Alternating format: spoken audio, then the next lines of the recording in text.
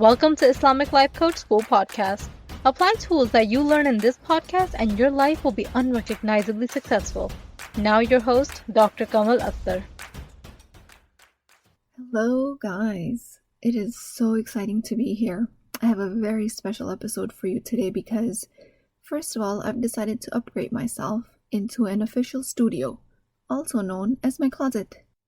So I'm sitting here in my closet with my equipment, so the sound quality will be different, hopefully better, only because I have an extra special episode for you guys today. My name is Dr. Kamal Akhtar, and I'm a board-certified internal medicine physician practicing hospital medicine for the last 8.5 years. I'm coming to you today in a capacity of a life coach. Now, for those of you listening to my podcast from the beginning must be wondering, why am I introducing myself again? Well, the answer to that is because today I'm addressing a very specific group of people, and those are Muslim women physicians with families. For everyone else, it doesn't mean that they stop listening at this point. It just means that I'm addressing the hardworking, overachieving, multi-talented, and always multitasking women that are physicians who keep up with family, work, and religious obligations beautifully. That's right, I'm talking to you because I am you. And for the other people not completely fitting this description, this episode will be a review, but all the methods will still apply to you, and I'm sure you'll find merit in everything I have to say. So continue to listen on. So, to my physician friends, I wanted to let you know that I've created the Islamic Life Coach School because I had everything in life and I was still unhappy and somehow made to believe that I was a bad Muslimah. It was such a struggle for me until I found a specific formula that I applied to life coaching, and I'm about to teach you. I had worked so hard, I've gotten straight A's as a student, followed all the rules, had a beautiful family, alhamdulillah, but I always felt overwhelmed. And overworking wasn't even a part of it all the time. I'd feel overwhelmed even on my time off. I was reactive to all my situations, to my children, to my husband, to even the cleaning lady for not showing up on time. Other people would consider just having a cleaning lady a blessing, and here I was being miserable out of a blessing. I was struggling with everything big and small, and I was thinking like there was something wrong with me, and I felt that way all the time. How was it that I got to this point in my career and still felt like a failure? They didn't warn me about this in med school or residency. They said practicing medicine will solve all my life's problems, but that was far from the truth. So in my struggle in trying to solve my problems, I tried everything from meditation to reading up to 5 self-help books a week, to taking innumerable self-help courses, to more volunteering, to less volunteering, to delegating to create more time, to traveling more to distract myself, to traveling less to try and spend more time with my family. Everything from blaming my husband to blaming my parents for everything that happened in my childhood, and going through therapy because my therapist had me believing that something went wrong in my childhood. And from therapy to other extremes, from benign to dramatic, tried to solve all my problems with the external world. And then I came across a dua from one of my teachers from the Ribat School for Muslim Women, and it was a dua asking Allah subhanahu wa ta'ala to send me a guide. And I repeated that dua asking for that guide every morning. This was right around the time of the pandemic, and that was especially stressful time for health professionals among all of the chaos and the uncertainty that the health professionals were going through. I discovered a model called CTFAR by Brooke Castillo. I learned more and more about it until I realized that this was it. This was the guide I had been praying for. I teach it based on Islamic fundamentals at the Islamic Life Coach School, and I'll give you everything you need to know for free right here. I applied this formula to time management and it has changed my life. So what is the formula? CTFAR. It is an abbreviation that stands for C for circumstances, T for thoughts, F for feelings, A for actions, R for results. Now I'm going to review some basic descriptions of all of these. C for circumstances. These are always outside of us, always neutral, always out of our control, and have to be provable. An example of a circumstance would be the weather, a statement from another individual, an agreed upon fact, And we set the standard of these circumstances so much so that they're provable to other people, for example, like in a court of law. Next is the letter T, which stands for thoughts. Thoughts are created in our heads based on the circumstance. What is it that we're thinking about based on a neutral circumstance? Thought, very simply speaking, are of two origins, the higher brain or the prefrontal cortex, or the lower brain, being the hindbrain and the amygdala, also called the primitive brain. The next letter is F for feelings, which are generated by our thoughts that serve as fuel of our actions. Feelings are emotions in our body that we feel as a direct result of a thought.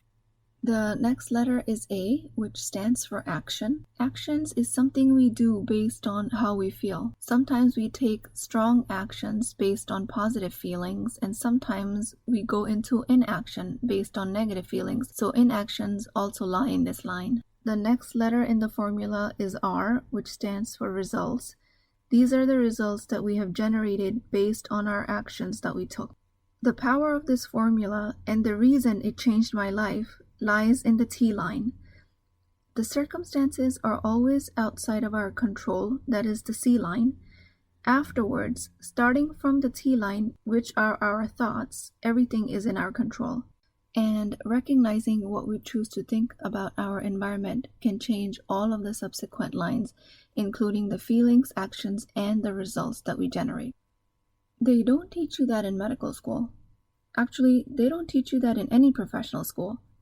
And all of the self-help books and courses focus on changing one thought: how to be a good parent, how to be happy, how to be a good boss. What I've learned from this formula is that you can literally apply it to every aspect of your life because it's based on your thought, which is coming from the most powerful tool of the human body, which is your brain, and above all, your conscious brain. Problems I faced with the self-help industry was they tell you to change one thought, and then you're stuck in the same negative thought loop as soon as you're facing another difficult situation. Now, don't get me wrong about the self-help industry. I derive a lot of lessons from other people's expertise, and I apply them. But what I'm trying to say is I've never found anything more inclusive than this formula that will help you change your life and get the results you want. At the Islamic Life Coach School, it is my mission to provide superior mental health and emotional intelligence, and I'll give you some examples as to how the formula can do that. This is going to make for a long podcast, but by the end of this podcast, you will understand why you are reactive to so many of your life situations and why you went to school for almost $200,000 in debt and came out still unhappy. What to do with the burnout related to work and the overwhelm created by having a career and a family life. You can have both. No longer will you wonder who are these people who always look so put together and are doing so much. Now, before I teach you the workings of the formula, I want to add a disclaimer here. As a practicing physician, I have tremendous respect for all my colleagues in the mental health field, and I am not at all claiming that this formula will fix all mental illnesses.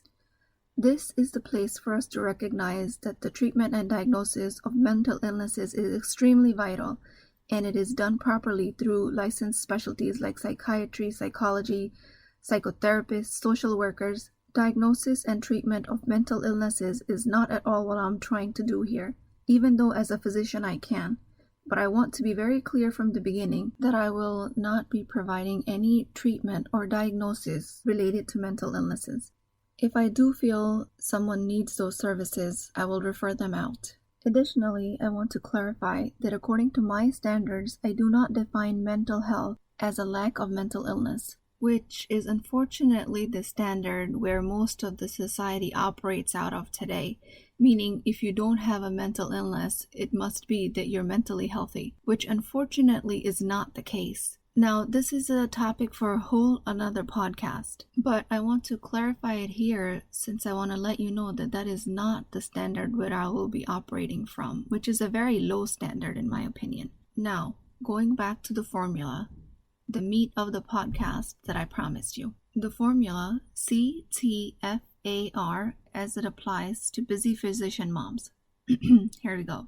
I will start with an example in situations as we commonly face them, and these examples are mostly related to time management.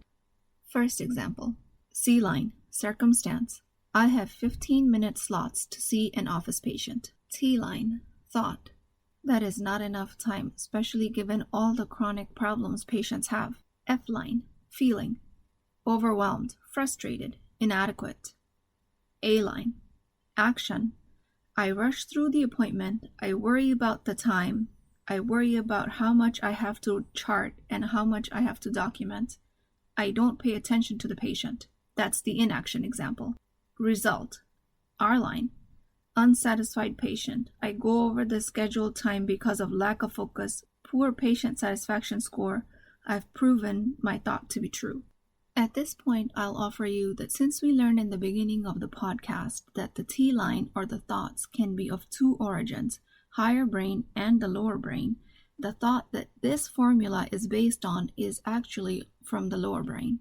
The thought in this example, I don't have enough time, is rooted in scarcity, is rooted in fear, which are both primitive brain functions.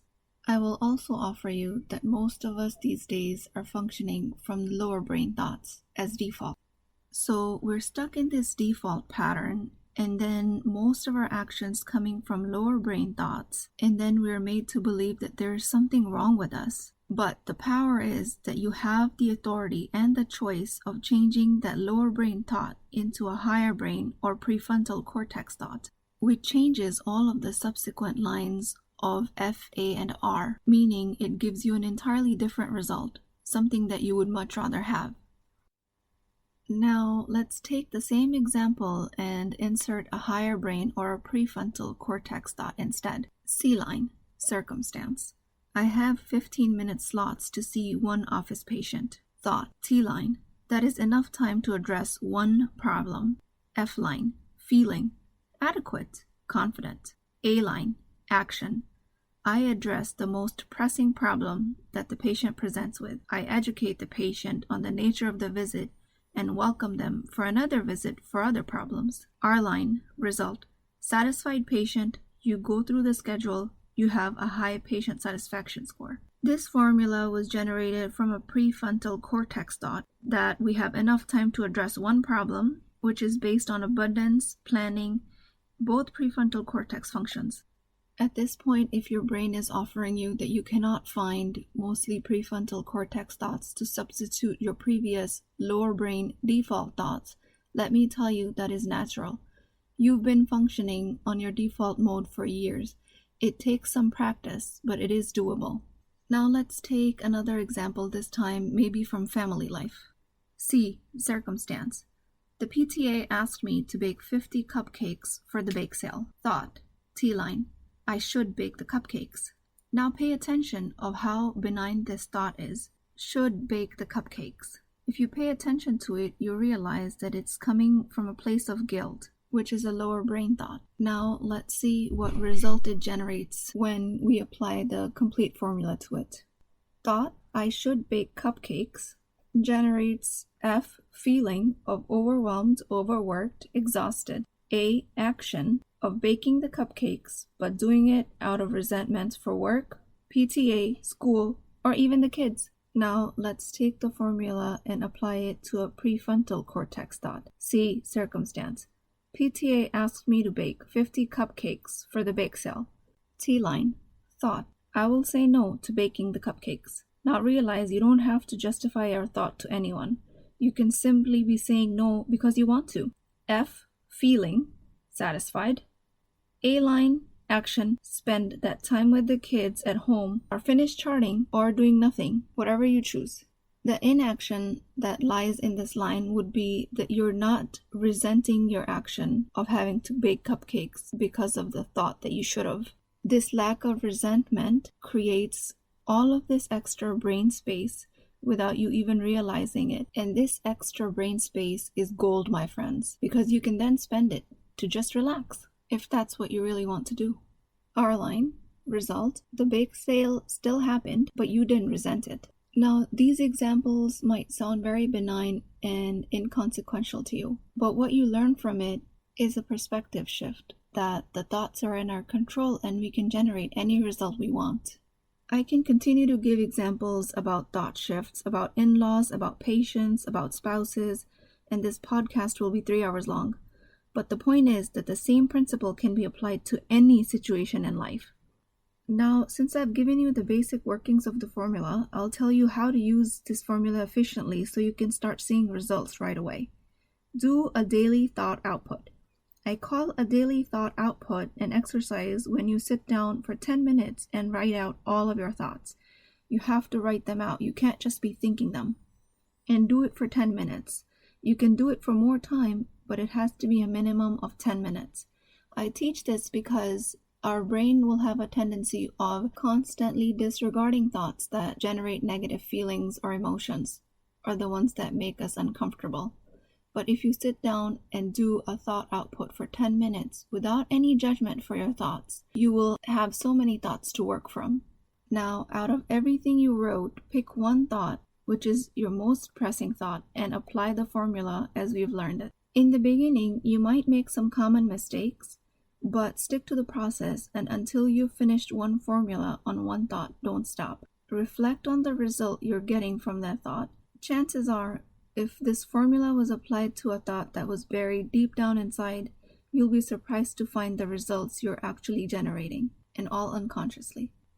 Then you can change the thought to a more conscious prefrontal cortex thought and then figure out what result would that generate. At this point, if you have any questions or you want me to take a look at your formula, head over to IslamicLifeCoachSchool.com, all one word, that is IslamicLifeCoachSchool.com, and contact me. And all of my contact info is on the website, and I'll walk you through the process. You can also schedule a free one-on-one 30-minute session with me so I can teach you the basics. Or you can bring with yourself a formula that you're already working on but are not getting the results that I claim, and we can work on it together. Some basic requirements for the formula to work is that you have to be a functioning individual as it applies to life coaching in general. You can observe your own thoughts as an outside neutral party in a non-judgmental way, also known as consciousness, the greatest gift given to mankind, in my opinion.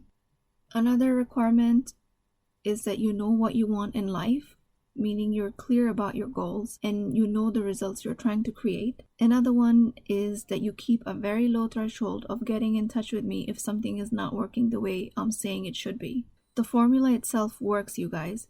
It has worked on hundreds and hundreds of individuals, and every single one of them says it's changed their life. It will work for you as well. If it is not working in the beginning, like I said, find me and we will work on it together. In the next episode, we will discuss how we can apply the formula as it relates to time management. If you apply the tools I teach you, my claim is that you can gain 20 hours in your week to do whatever you want with it without having to give up any of your current activities. Imagine 20 hours, 20 extra hours created out of thin air. Never will you feel overwhelmed, overworked, and frazzled. That is my promise to you. I pray that Allah subhanahu wa ta'ala makes our goals clear to us and sends us guides to help us lead more conscious lives. And with that, I will leave you to ponder more. Until next time. If you're interested in getting coached by me, I'm offering a very affordable opportunity to do that with Wisdom Wednesdays. This is not a course, not a lecture. This is an opportunity for live coaching, real change with Islamic adab and etiquette. You do not need more information. You actually need a space to create change. At $19.99 a month, which is the price of takeout dinner, you as a Muslim woman will create confidence, intimacy, and connection without shame or fear of judgment, because your privacy is my highest priority. So join at www.islamiclifecoachschool.com, resources, Wisdom Wednesdays. I'll see you inside, inshallah.